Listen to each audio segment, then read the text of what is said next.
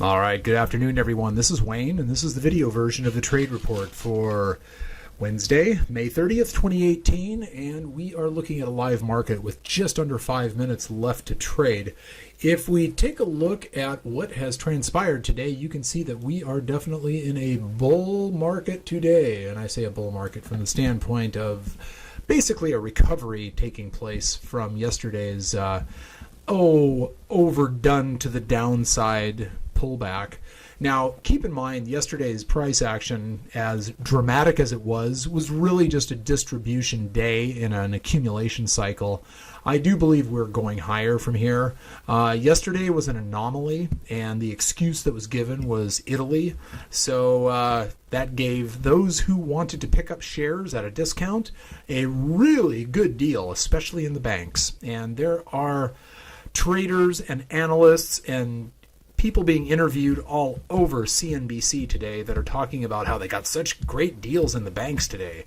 So, you know, this is the financial markets that we are all a part of. Anyway, speaking of getting quote-unquote good deals in the banks, I did pick up some XLF today. I bought some 28 strike price calls in the September contract and August contract. And so that's what I've got going today. As you know, I have my VXX puts that have come off of their lows, and I did sell some additional puts against those, so working the income component of that. What else is going on? I bought some RUT call butterflies, and when they went into profit, I bought some RUT put butterflies. So I'm kind of playing both ends of the spectrum there. Both butterflies, both the puts and the calls, expire in next week's contract. The fact that I put on the put contracts, the put butterflies, when the call butterflies were in profit, guarantees me a profit. So that's a strategy that when you become part of the Patreon membership community, we will talk about, and I will be teaching everyone. And I am still working on that. So I'm sorry I'm continuing to tease that, but I want to make sure it's instituted and implemented properly and in a way that is put forth in a way that can be accessed with the least degree of difficulty and the most degree of value. So I hope that helps. We've got about 2 minutes left. The markets today are just on fire, folks. So we've got the Dow up 318 points. We've got the NASDAQ up just under 70 points. The S&P is up 35.5 points, amazing. And the Russell 2000 is up 24.5 points, and that is doubly amazing. So we've just got a market that is using yesterday's pullback as kind of a trampoline effect for today's move higher. And this is the biggest move in the S&P since April 10th. So we've got over a month and a half's worth of trading under our belts since the last time we saw a move this high in the S&P. So what can we look forward to? Well, it is my thought, and it's always been my thought, that we will go higher, barring any unknown binary events like the one that we had yesterday. Now, 2727, although I don't have that line drawn on the chart, is a historic, I say historic, it's been a recently historic line of resistance. And that is pretty much where the markets found resistance today before pulling back. The high today in the S&P futures was 20. Let me get that. Let me get this. There it is. The high was 27.29 and a quarter. So it found a couple of points higher than that, but 27.27 is pretty much the line in the sand, and you can see right now we're trading at 27.24 and a quarter, and we just closed. so I didn't have my volume up, so no bell. Real quick, let's just go over the indexes. The Russell was the strongest of all. It just kind of went up, stayed up, tipped a little bit into the close. S&P did a very good job of holding up, a little bit of a tip and then a move ever so slightly higher, closing right at the developing point of control. So again, whenever we are looking at the close of the markets, regardless of the dynamics associated with the closing price action, yesterday notwithstanding, we typically close right at the developing point of control. And that is a trade strategy that can be utilized. So coming back to the indexes, we got the Dow that went up and pretty much stayed up. And then we have the NASDAQ that had a little bit of a pullback midday and then went up and just kind of tipped over a little bit into the close. But for all intents and purposes, this was a very good, very bullish, much needed trading day. And, kind of gets us back on our feet again. Gives us an opportunity to catch our breath. And let's just real quick take a look at the VIX. This is the XLF here. As you recall, yesterday there was just this huge sell-off that was crazy overdone. I am looking for a gap fill, by the way, in this. And that would be right here. So that puts us right about 27.75-ish. I think that could happen before the end of the week. The only thing I'm looking at on this chart that has me thinking that we're really not going to get as much of an up move as we might otherwise get in light of this bargain hunting dynamic that I've mentioned about the banks is the Ichimoku cloud, which really is oppressive. And, just this, this big, I can't use any other word but oppressive. It's just this energy that's just looming and pushing down on price. But I still think that the technical dynamic of a gap fill is still in play, and we may even go higher into the end of the week. So we'll see how that plays out. I do want to show you the VIX. After yesterday's rather dramatic rise in the VIX, today, not a huge pullback, but definitely a down move. And this particular candlestick pattern is known as a bearish harami. It does require confirmation, which of course would bring us into tomorrow's trade. But what this basically sets up is lower prices in the VIX, which of course means higher prices in the broader market. We'll see if that plays out. Again, it needs confirmation, and I want to be sure that I am keeping y'all in the loop as it relates to the way that I'm viewing the price action in the VIX, and I'm not discounting the fact that we still have this kind of thing going on, where the VIX may get a little bit of a pullback just based on technicals, but I think we could do something like this. So with that kind of price action, that means that the broader market's going to go lower. But that is all in keeping with what I'm observing based on the technical patterns of the Ichimoku cloud, which I place a lot of emphasis on. So it makes sense for me to be able to provide you and anyone you choose to share it with that information. Amazon closed at a new all-time record high, and it is working real hard on trying to find a new intraday high as well. And Netflix closed at a new all-time record high. Yes, it did. Not a new all-time intraday high, however. And let's see. Nvidia, I think, also closed at a new all-time record high. No, I'm sorry. It did not. My bad. And Micron Technology missed it by a nickel. Micron Technology down 5 cents. However, my friend and yours, Microsoft, once again closed at an all-time record high and made an all-time new intraday high, and is just a heartbeat away from $100 a share, which, as you recall, back in, I think it was in this area here. I was calling for $100 a share. In fact, well, truth be told, I was actually calling for $100 a share back here. But there's been a lot of price action since then, and the market's changed a lot since then as well. So I think it's going to happen this week. It kind of has that feel and that look. We'll see. Anything else happening that is bearing of mentioning? Well, let's take a look at the rut here real quick, which I think may have closed at an all-time record high. And oh yeah, I think it did. Yeah, so this is the rut coming up here. Oh yeah, all-time new record high and all-time new intraday high. I mean, this thing is just a beast. I did buy those call butterflies I mentioned to you. I bought them right about here.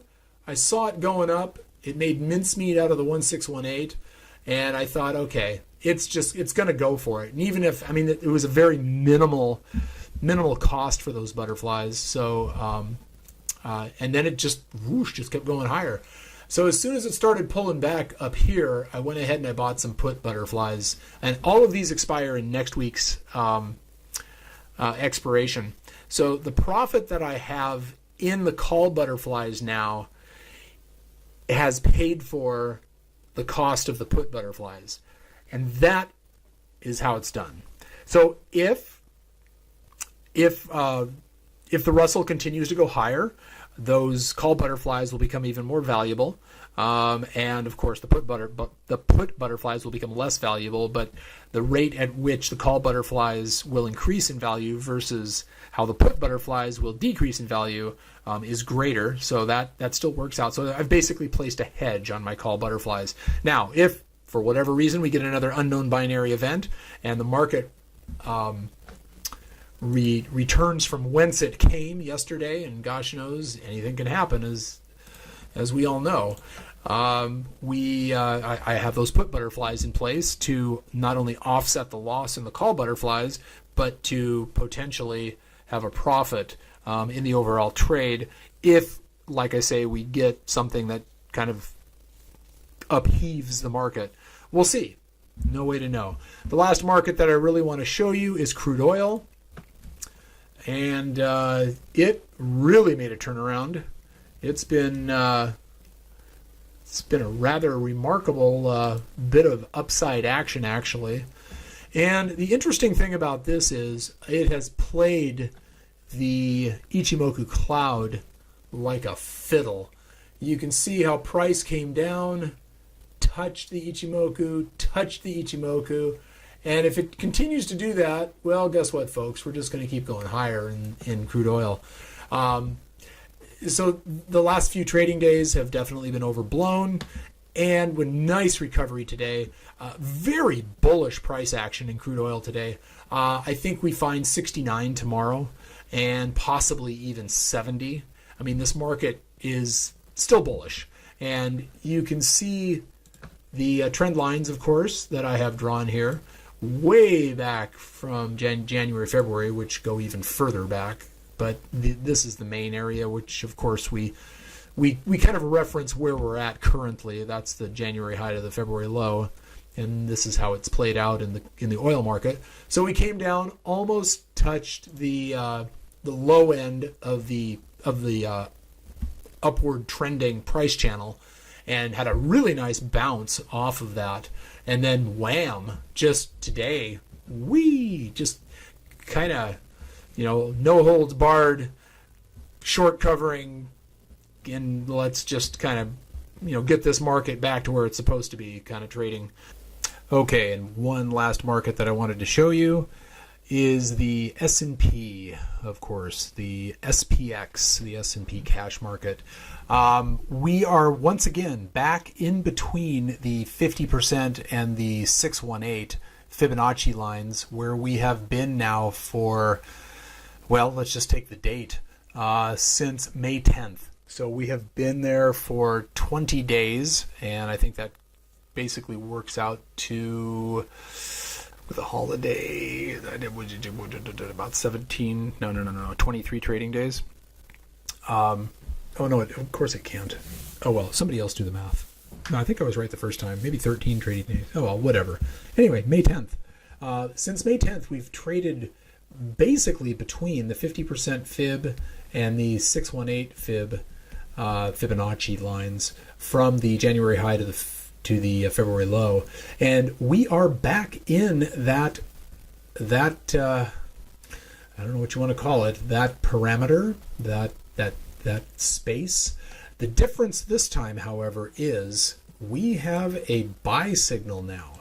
Now, yesterday on that down move, we had a sell signal, and we closed below the 50%. Now, remember this area right here in the Ichimoku, I said that it provides a level of attraction for price where price will move toward, to, or through. And I speculated that today, if we did get continuation, it might go to or through it. Obviously, that did not happen, and we had a total reversal from this price action yesterday. And when I say a total reversal, I mean basically the structural dynamics associated with price action from yesterday's move have been totally reversed, because we had a sell signal yesterday, and today we have a buy signal. So we have just completely 180'd of price action. Now, the last time we had a buy signal in this market was way back here. That was on, what date was that?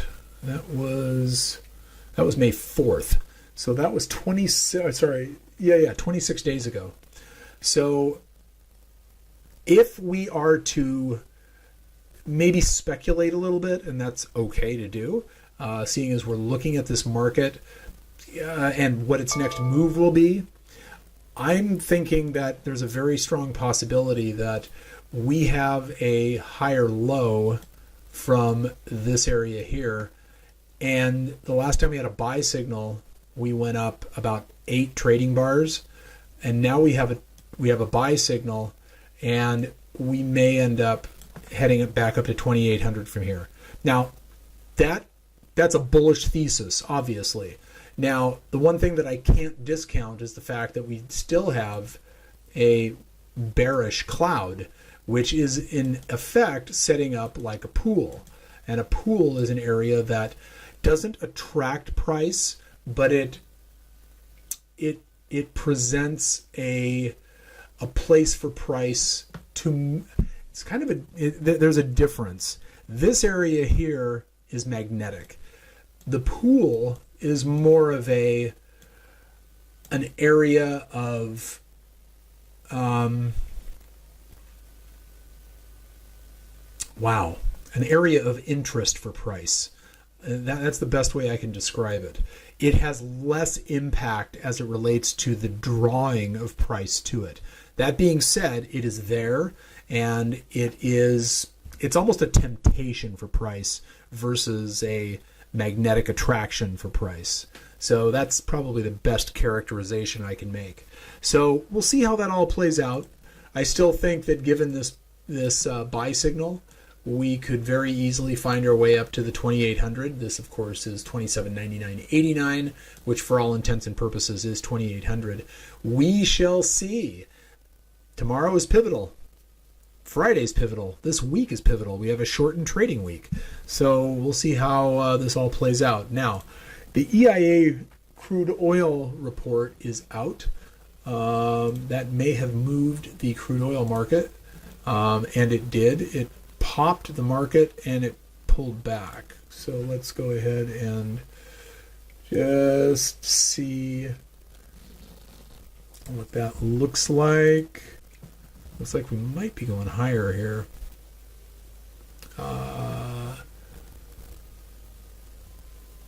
Let's see, we're at 68.31. Let me get the 15-minute chart up here. After the markets reset on, well, usually it's Tuesday, but because it's a